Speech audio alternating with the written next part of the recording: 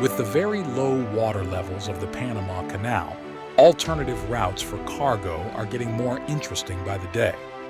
Mexico came out of the corner showing her muscles to go head-to-head with Panama for the biggest piece of the pie of the global trade. Mexico came up with a $5 billion plan to create that alternative route of the Panama Canal. What is that plan? Are they also digging a huge canal? How much faster is this route and what is the uplift of this plan? Join us in this video as we break down this megalomaniac plan. The Mega Engineering Showdown, Mexico versus Panama. The Panama Canal has been the undisputed king of maritime trade for over 100 years, but Mexico's daring plan has the potential to change everything. It's a classic David versus Goliath battle, with billions of dollars in the future of global shipping at stake. As the world watches, Mexico is gearing up for an engineering showdown that could rewrite the rules of international trade. Mexico is putting a whopping $5 billion into this monumental project that could be the end of the Panama Canal's reign as the supreme gateway for global shipping. Because Mexico is working on the Mexico Canal. Let me introduce the Interoceanic Corridor of the Isthmus of Tehuantepec, nicknamed C.I.T., a project that connects the Pacific Ocean and the Atlantic Ocean across the narrowest part of Mexico.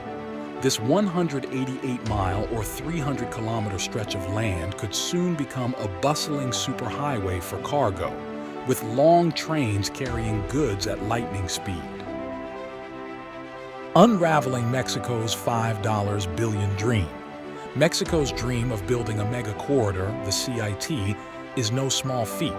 This massive project comes with a hefty price tag of $5 billion. But what exactly does this money buy?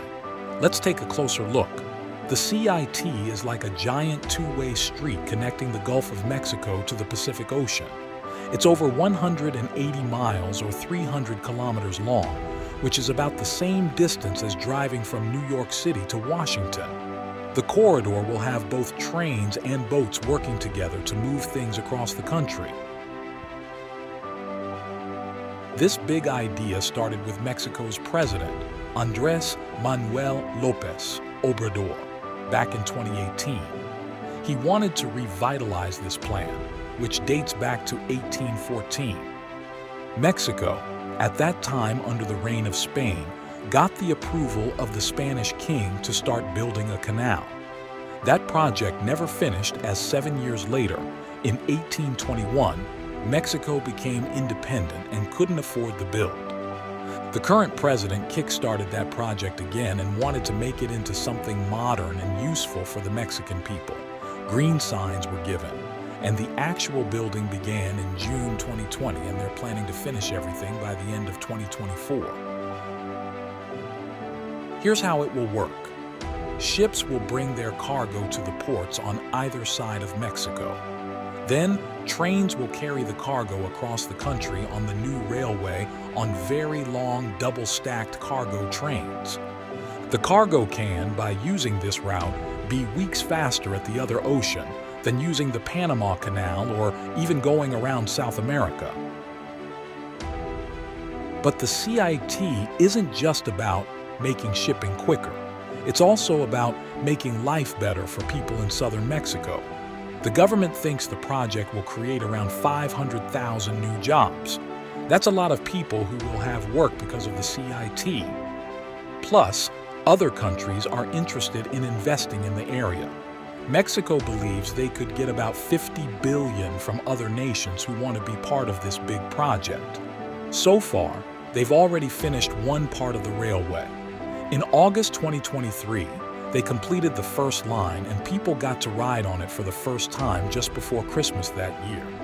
When everything is operational, the cargo can travel the 188 miles or 300 kilometers to the other ocean within 24 hours. Mexico has big hopes for the C.I.T. Time will tell, but the calculations say that it could be faster and cheaper than using the Panama Canal. If that happens, many companies might choose to send their ships to Mexico instead. The Panama Canal faced some troubles recently too. In 2023, Panama had its driest season ever, which made it hard for the canal to keep working like normal. This showed why having other options like the C.I.T. could be really important. But the C.I.T. might not be the only new route in the future. There's talk of maybe building another canal in Nicaragua. And as the world gets warmer, the Northwest Passage, which is north of Canada, might open up, creating a brand new path for ships. All these changes mean that the way we move things around the world could look very different in the years to come. The C.I.T. is just the beginning of what could be a big shift in global trade. But wait, what about the Panama Canal? How did it become so important in the first place?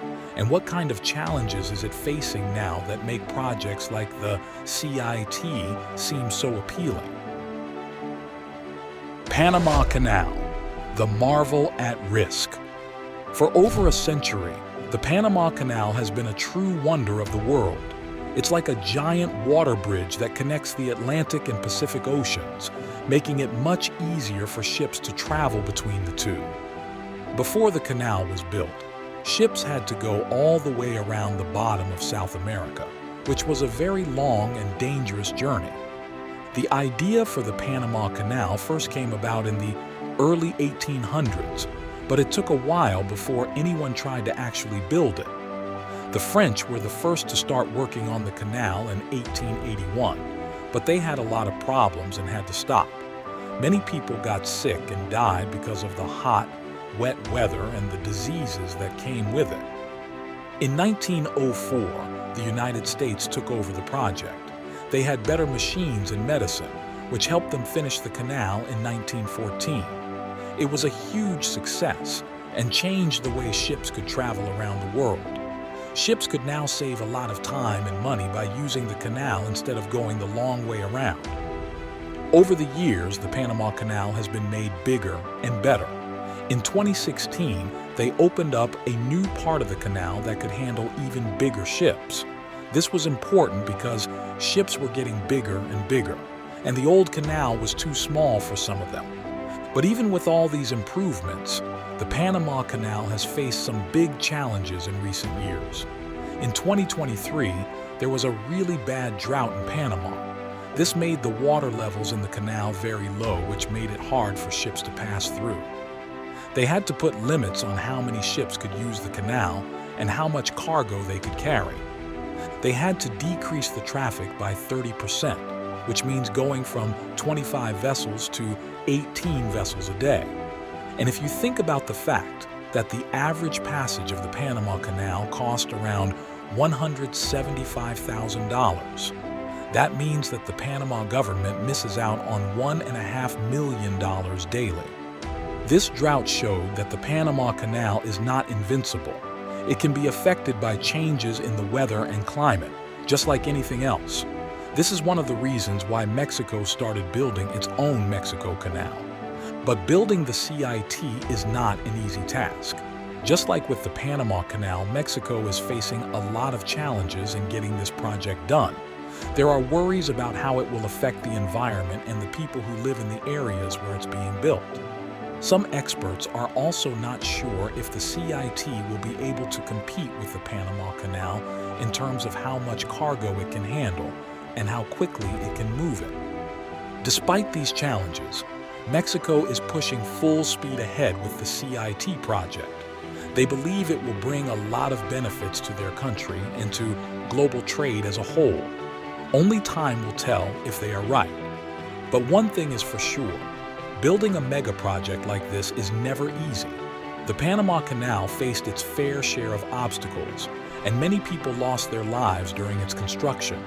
Will history repeat itself with the C.I.T., or will Mexico find a way to overcome the hurdles and create a new marvel of engineering? Stay tuned for the next part where we deep dive into the engineering and environmental hurdles. Engineering and environmental hurdles. Building something as big as the C.I.T. is not easy at all. It's like trying to make a giant sandcastle, but instead of just using a little shovel and bucket, you need huge machines and lots of people to help.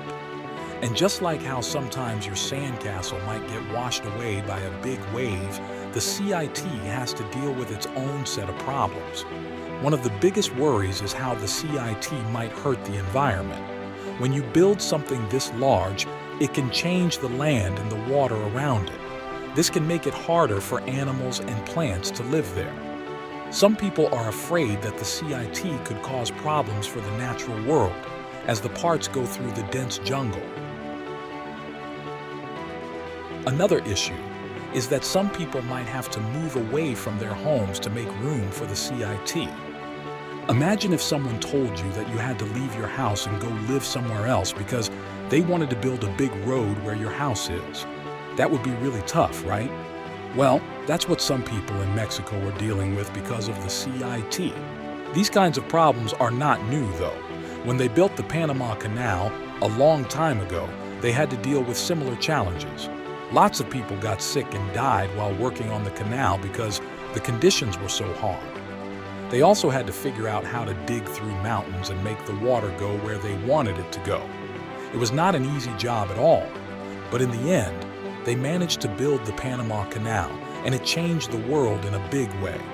Ships could now go from one ocean to another much faster than before. It was like having a shortcut across the world. And this shortcut made a lot of money for the country Panama and the Panamanians. It's a bit like climbing a really tall mountain. It's not easy, and there are a lot of things that could go wrong along the way.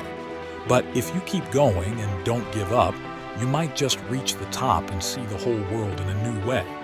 Could it really compete with the Panama Canal, or will it work together with it? And what about other big projects like a possible canal in Nicaragua, or even a new route through the icy waters of the north? These are big questions, and the answers could shape the future of how our world works. Just like how the oceans connect us all, what happens with the C.I.T. and other projects, like it could have a ripple effect that touches every corner of the globe. In the next chapter, we will explore the new dawn for global trade. A new dawn for global trade? So what does all of this mean for the way things move around the world? Could the C.I.T. really change everything?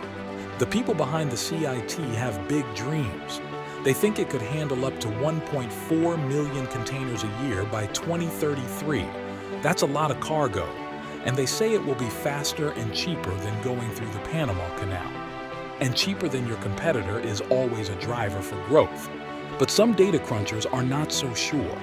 They look at the Panama Canal and see how many ships and containers it deals with each year. Around 14,000 vessels and 8 million containers.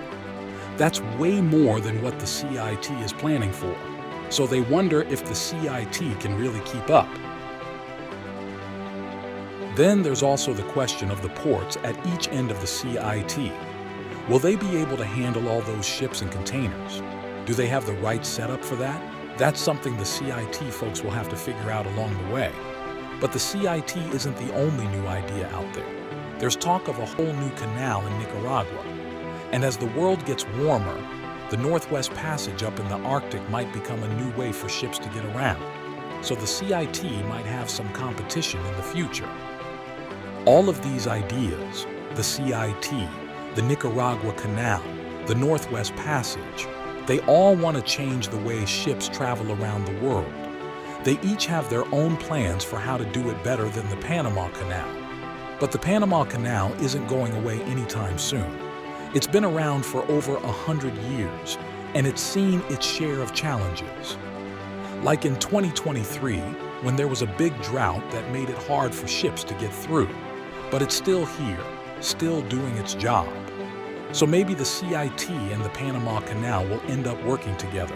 Maybe ships will use the C.I.T. for some trips and the Panama Canal for others. Or maybe one of the other new ideas will prove to be even better.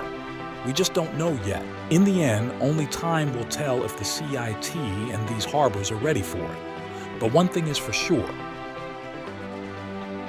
The world is watching as Mexico builds the C.I.T. This massive project could change the way countries trade with each other forever. What kind of impact will the C.I.T. have on the country, the environment, and the global economy? And on Panama, Panama isn't just going to sit back and let the C.I.T. take over. They've been the top dog for a long time, and they're not ready to give up that spot. It's kind of like a friendly rivalry between the two countries, like two sports teams trying to be the best. And this rivalry could get interesting in the future. Will the C.I.T. prove to be a worthy challenger to the Panama Canal, or will the canal continue to reign supreme?